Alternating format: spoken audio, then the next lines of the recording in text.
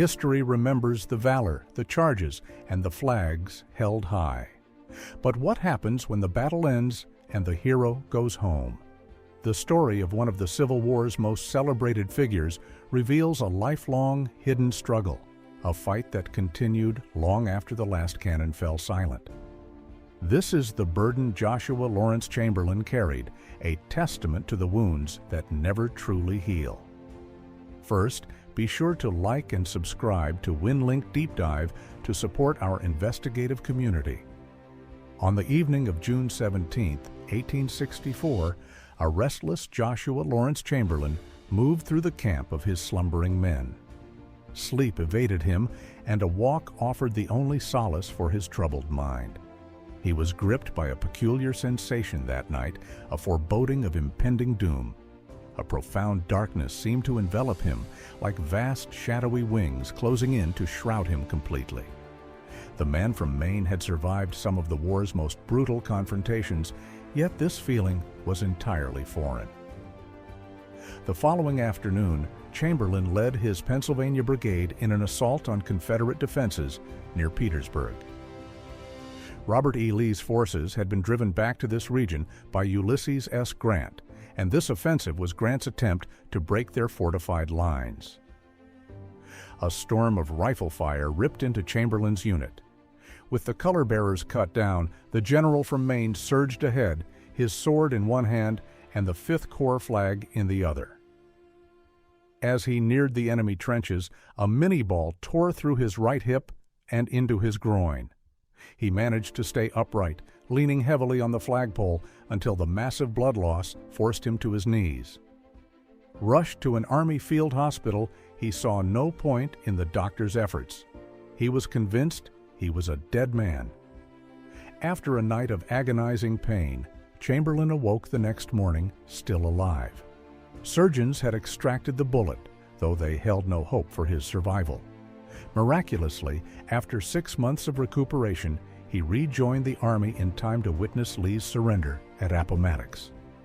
When the conflict concluded, he returned to civilian life a national hero, celebrated for his courage throughout the war, especially his legendary defense of Little Round Top.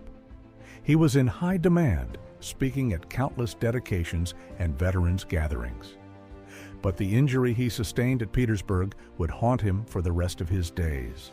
He could address large audiences, none of them aware he was suffering excruciating pain that would persist until his death.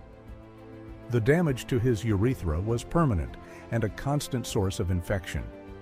Chamberlain lived in self-conscious anguish because the wound leaked urine and rendered his reproductive organs useless. A surgical attempt to repair the damage in the 1880s provided no lasting relief.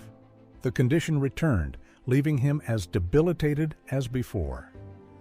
Severe infections would sometimes leave him bedridden for days. For the remainder of our time, we will explore how this affliction shaped Chamberlain's existence. His was an invisible wound. His clothing hid any outward sign of injury. Amputees could not conceal a missing limb, and those veterans are typically the ones we picture when we imagine Civil War disabilities. Focusing solely on them, however, overlooks a vast portion of the veteran population. Historian Theda Skocpol has documented that 281,881 Union soldiers survived their war wounds. Of that number, only 20,802 were amputees. This means the overwhelming majority of wounded men carried injuries that were likely invisible to the public eye. It may be surprising to learn that Joshua Lawrence Chamberlain was officially classified as totally disabled in his pension file, despite showing no outward indicators. This narrative does not seek to diminish the stories of amputees, but to broaden our understanding of wounded veterans to include those with what historian Sarah Handley Cousins calls invisible wounds.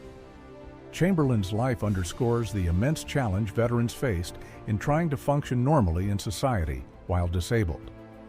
As governor of Maine, he worked diligently despite his constant pain. He kept a special chair in his office to make sitting more bearable for his injured hip. He also had a couch where he could lie down and work when sitting upright became unbearable. The injury also placed a severe strain on his marriage. Before the war, evidence suggests he and his wife Fanny shared a physically affectionate relationship. In a letter from late July 1863, he wrote to her with intimate passion. He stated, "You know I am not well yet that will account for my slight unsoundness of mind in a remark I just made to Colonel Rice about sweet smiling valleys between the soft blue hills. It is a veil of love between the breasts of the mountain. Shall I be forgiven? And yet I have to believe I should have said it to you if you had been here." A soldier is bold, you know. Yet, most historians conclude that a lack of intimacy and marital strife arose from his constant travel, his political career, and his physical inability to be a husband to his wife. In 1868, Fanny publicly accused him of physical and verbal abuse, as well as denying her a divorce. In his written rebuttal, he denied mistreating her and linked his war wound to the source of their troubles. Though they separated, they reconciled in the early 1870s. As historian Sarah Handley Cousins notes, Chamberlain and other veterans with non-visible injuries were often overlooked by society. Patriotic songs like "The Empty Sleeve" celebrated men who had sacrificed a limb for their country. It was the amputees who received the lion's share of public attention, media coverage, and government support. The pension system awarded more money to amputees than to men like Chamberlain. This bias extended to historians, who often passed over Chamberlain in favor of figures with more apparent wounds. After his failed 1883 surgery, the pain and infections returned with greater intensity. By 1892, he applied to the pension office for a financial increase.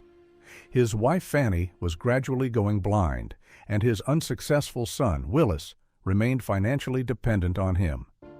Because Chamberlain could not definitively prove his recurring infections were a direct result of his combat wound, his request for more money was denied. This refusal was compounded by a shift in public sentiment. By the late 1800s, the American public had turned its back on Union veterans. A growing skepticism emerged toward disabled pensioners, especially those without physical proof of their disability. This distrust influenced the Pension Bureau, making it increasingly difficult for men like Chamberlain to secure the support they needed. Joshua Lawrence. Chamberlain finally died in 1914 from complications related to the persistent infection from his war wound. He was unequivocally a casualty of the war. It simply took 5 decades for the wound to claim him. Chamberlain's story forces us to look beyond the uniform and the visible injury, to understand that the true cost of war is often carried in silence for a lifetime. It's a powerful reminder that not all wounds are easy to see. If this journey into the hidden history of the Civil War has impacted you, like and subscribe to WinLink Deep Dive for more deep dives into the stories that textbooks often leave out. Thanks for watching.